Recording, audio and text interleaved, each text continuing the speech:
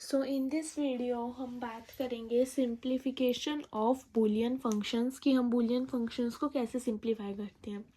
तो सिंप्लीफिकेशन ज़रूरी क्यों है? टू रिड्यूस द कंपोनेंट्स, मतलब जिसमें जितने उसमें लॉजिक गेट्स लग रहे हैं हमारे जो बूलियन फंक्शन को इम्प्लीमेंट करने के लिए, उसके साइज़ को रिड्यूस करने के लिए या नंबर ऑफ कंपोनेंट्स को रिड्यूस करने के लिए। Then to increase speed of operations, जितनी रिड्यूस हमारी बूलियन फंक्शन हो जाएगी, जितना छोटा हमारा बूलियन फंक्शन हो जाएगा उतनी ही ज़्यादा उसके ऑपरेशंस की स्पीड इंक्रीज होगी। एंड थर्ड इज़ रिलायबिलिटी को इंक्रीज करने के लिए। तो दो मेथड्स हैं हमारे पास बूलियन फंक्शंस को सिंप्लीफाई करने के। पहला इज़ अलजेब्रिक सिंप्लीफिकेशन एंड दूसरा इज़ विच कर्नोग मैप, जिसको हम के मैप भी बोलते हैं। तो पहले हम करेंगे अलजेब्रिक सिंप्लीफिकेशन मेथड और बाद में हम पढ़ेंगे यूजिंग के मैप हम सिंप्लीफिकेशन कैसे करते हैं। तो अलजेब्रिक सिंप्लीफिकेशन का मतलब है जो हमने बूलियन अलजेब्रा की थ्योरम्स एंड पोस्टुलेट्स की थी उनका यूज़ करके अपनी जो फंक्शन है उसको सिंप्लीफाई करना। तो जैसे हमारे पास क्वेश्चन है simplify x bar Y bar plus X Y. मैंने पिछली वीडियोस में बताया था कि जब भी हम सिंप्लीफिकेशन की बात करते हैं तो मोस्टली उस सिंप्लीफिकेशन में हम 4-5 पोस्टुलेट्स या थ्योरम्स ही ज़्यादातर यूज़ करते हैं। वो 4-5 पोस्टुलेट्स एंड थ्योरम कौन सी हैं? ये पहला is a plus A is equals to A, then a into A is equals to A, then a plus A complement is equals to 1, a into A complement is equals to 0 and a plus 1 is equals to a। या फिर एक D Morgan's law होगा। इन्हीं 6-7 postulates और theorems का use करके हम क्या करते हैं, अपनी बूलियन इक्वेशन को क्या करते हैं, सिंप्लीफाई करते हैं। तो इनके अलावा कोई और पोस्टुलेट एंड थ्योरम यूज़ हो सकता है बट बहुत ही रेयर यूज़ होता है, इसलिए जब हमें सिंप्लीफाई करना है तो बस इन्हीं 5 को हमने ज़्यादातर ध्यान में रखना है। तो अब हम अपने क्वेश्चन पे आते हैं। तो हमारा था x bar plus X Y. तो इसमें मैं क्या करती हूँ, जो चीज़ मेरे को कॉमन दिखती है ना पहले वो मैं कॉमन ले लेती हूँ। तो इस सेकंड और थर्ड टर्म, ये पहले तो इक्वेशन मेरी एसओपी में है, तो सेकंड और थर्ड मेरी जो मिन टर्म्स हैं उसमें से मेरे को एक्स कॉमन दिख रहा है तो मैंने एक्स कॉमन ले लिया और अंदर रह गया 1 प्लस वाई। देन उसके बाद 1 प्लस वाई मेरा कितना होता है, अभी मैंने बताया था a प्लस 1 कितना होता है a। तो इस पोस्टुलेट इसका मैंने यूज़ किया 1 plus Y is equals to 1 और x में इंटू यहाँ पर 1 प्लस वाई की जगह यहाँ पर क्या आ गया 1। तो 1 की कोई वैल्यू नहीं होती, मतलब ये x के इक्वल ही आएगा, x इंटू 1 इज 1। देन ये सेम रहेगा x बार वाई बार। अब मेरा यहाँ पर x अकेला है तो x की मल्टीप्लाई में ये दोनों मल्टीप्लाई में है और यहाँ x प्लस में है, तो इस x प्लस को मैं अंदर मल्टीप्लाई कर देती हूँ। तो क्या आएगा x प्लस एक्स बार, बीच वाला जो साइन है यानी कि इंटू एक्स प्लस वाई बार, ये हमारा आ गया। अब फिर दूसरा वही पोस्टुलेट a प्लस ए बार मेरा क्या होता है 1, तो इसका मैंने यूज़ किया और यहाँ पर 1 लिख दिया। देन x प्लस वाई बार मेरा क्या बच गया आंसर।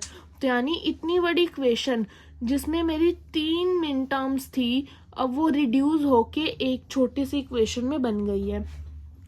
अब सेकंड क्वेश्चन करते हैं। सेकंड क्वेश्चन में क्या है, X Y plus X Y Z plus X into में वाई प्लस एक्स वाई। अब इस x की मैं अंदर मल्टीप्लाई कर देती हूँ, पहले तो ब्रैकेट ओपन कर देती हूँ। तो X Y same, X Y Z same, x के अंदर मल्टीप्लाई करी तो X Y plus X Y.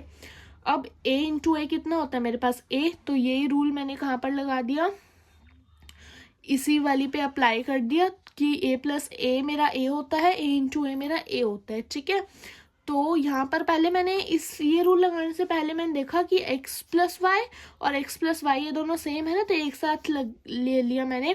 क्यों? ताकि a इंटू ए और a प्लस ए मेरा एक साथ में लगा सकूं। तो a प्लस ए यानी कि a, तो X Y plus X Y एक बार एक्स वाई आ जाएगा एंड यहाँ पे एक्स एक्स भी एक बार एक्स आ जाएगा। ठीक है, तो ये आ गया X Y plus X Y Z plus X Y. Then again a plus A का इस पे लगा दिया तो एक बार ये एक्स वाई आ जाएगा, then plus X Y Z में। तो अब जो मेरा आया था X Y plus X Y Z, उन दोनों में भी मेरा एक्स वाई कॉमन आ रहा था तो मैंने एक्स वाई वहाँ से कॉमन ले लिया एंड 1 प्लस जेड मेरा क्या रह गया, अंदर बच गया।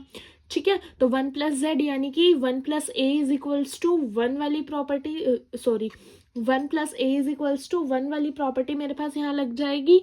तो इसकी वैल्यू आ गई मेरे पास 1 और एक्स वाई इंटू वन कितना हो गया एक्स वाई। तो इतनी बड़ी इक्वेशन मेरी सिर्फ एक्स वाई में जाके रिड्यूस हो गई। नेक्स्ट और क्वेश्चन करते हैं। नेक्स्ट में क्या है, X plus Y into X plus Y bar into X bar plus Z, ये क्या है पीओएस फॉर्म में हमें क्या दी हुई है, इक्वेशन दी हुई है। तो अब इसको हम कैसे स्टार्ट करते हैं कि इन दोनों में देखते हैं मेरा क्या कॉमन है, एक्स कॉमन है, ठीक है। तो यहाँ से मैंने एक्स बाहर ले लिया, प्लस में अंदर क्या रह गया मेरा यहाँ पर y, एंड बीच में तो मल्टीप्लाई का साइन था तो मल्टीप्लाई एंड y बार, तो ये क्या रह गया मेरा कॉमन रह गया। जैसे अगर हम ये लिखते हैं कि a plus B and a plus C, तो इसमें से जब मैं a कॉमन ले लेती हूँ तो अंदर क्या रह जाता है, ये कॉमन आ गया तो अंदर क्या रह जाता है b इंटू सी।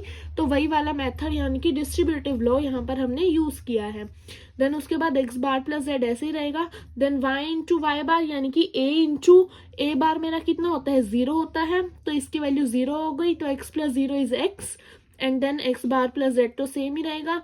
देन इस x की मैं इसके साथ अब अंदर मल्टीप्लाई कर देती हूँ क्योंकि मेरे को ब्रैकेट्स ओपन करनी है।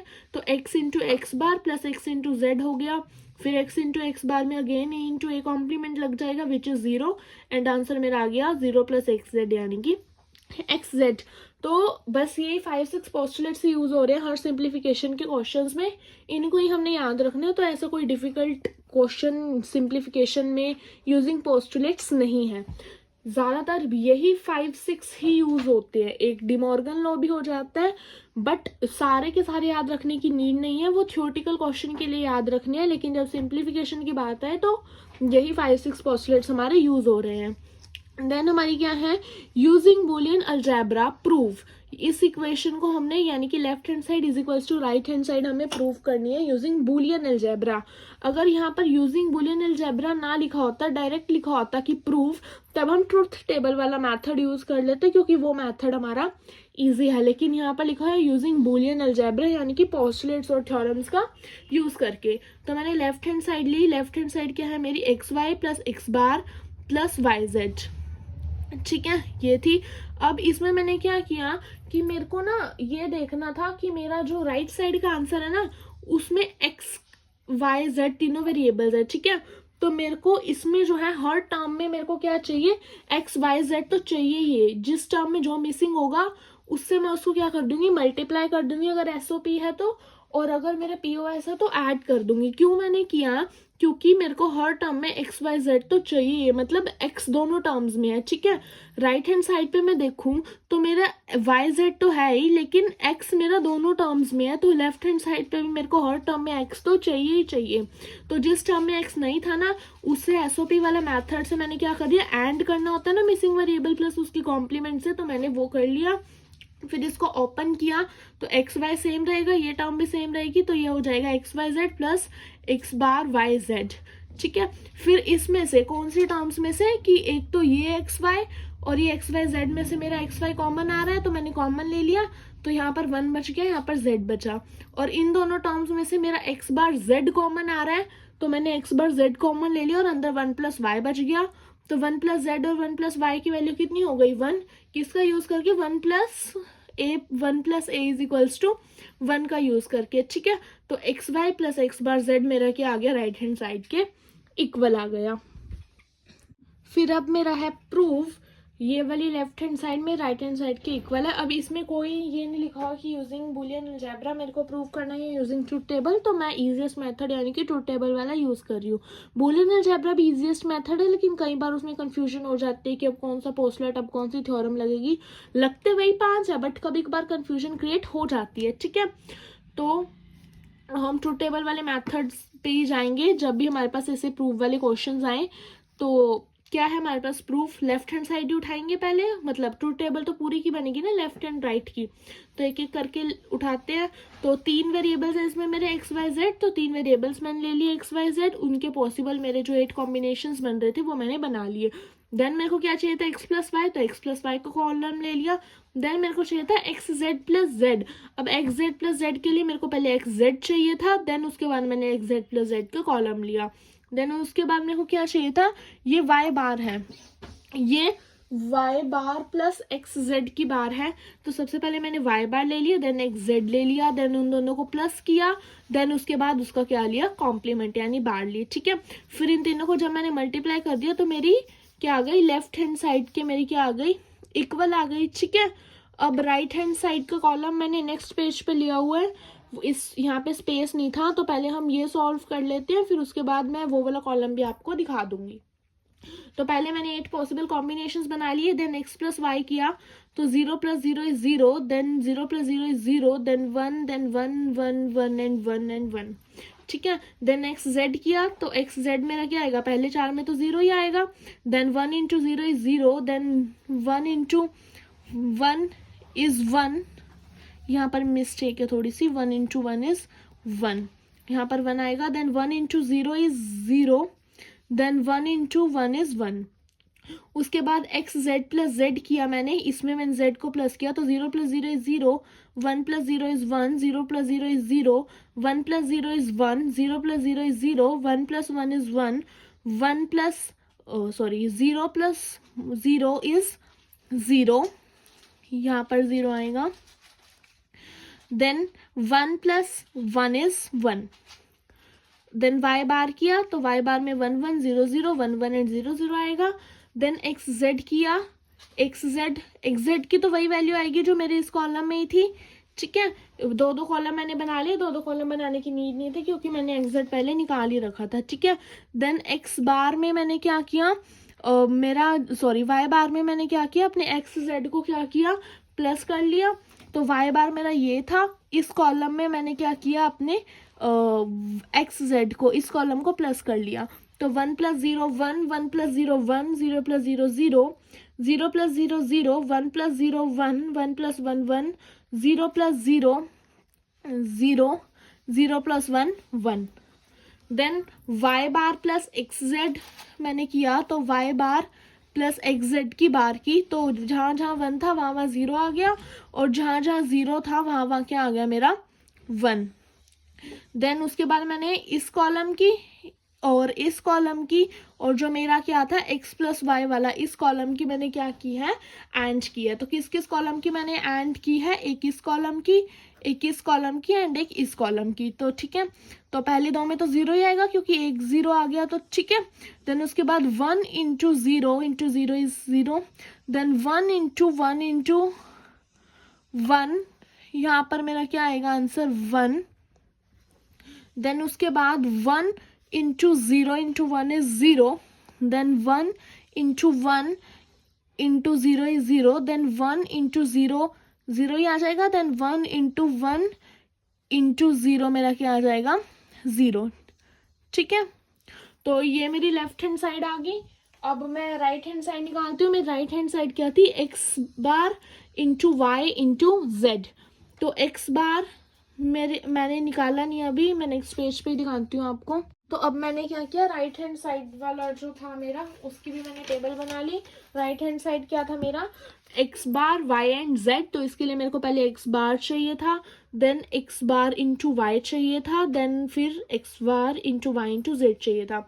तो एक्स बार मेरे पहले 4 1, next 4 0, then x bar into Y.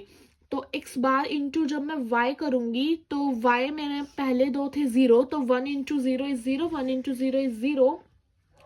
Then उसके बाद 1 इंटू 1 यहाँ पे मेरा 1 आएगा, देन उसके बाद अगेन 1 इंटू 1 यहाँ पर मेरा 1 आएगा, देन उसके बाद x मेरी लास्ट 4 0 है तो इनका आंसर तो 0 ही आएगा।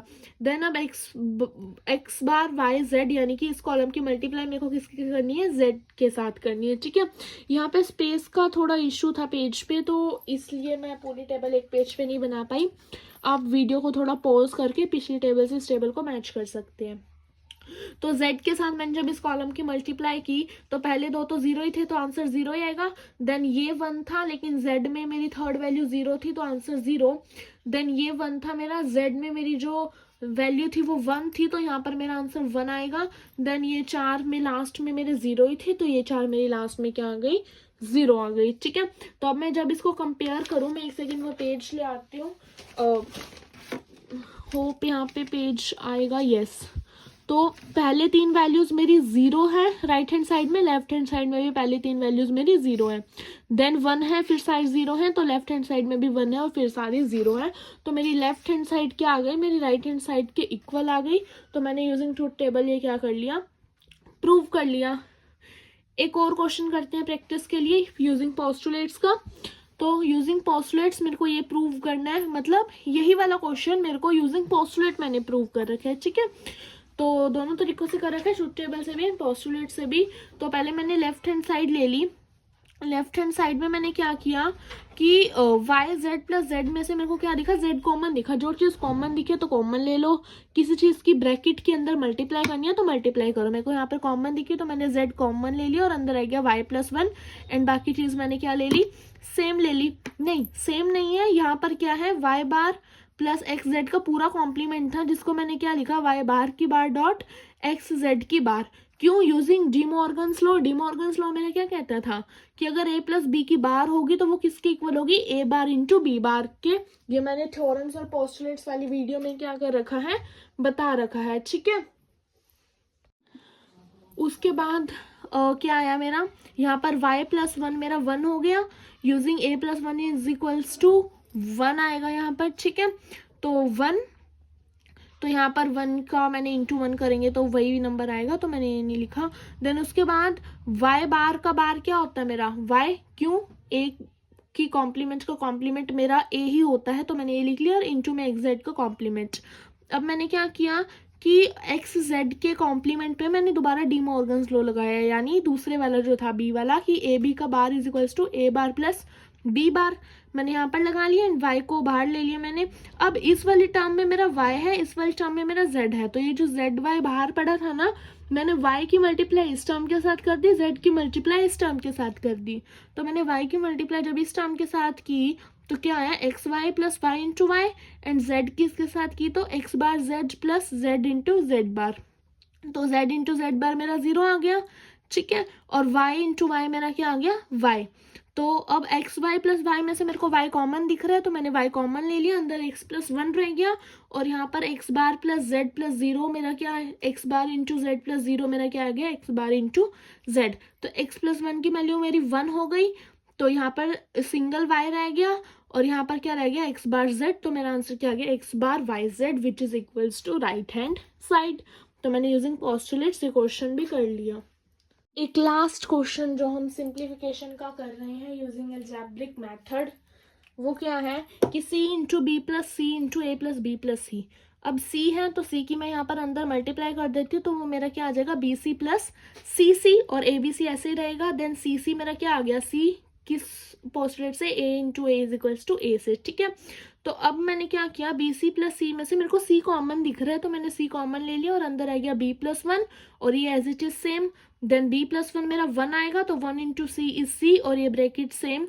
देन अभी c की मैं अंदर मल्टीप्लाई करूंगी, तो मेरा क्या बन जाएगा, A C plus B C plus C C. तो यस मेरा यहाँ पर बन गया A C plus B C plus C C.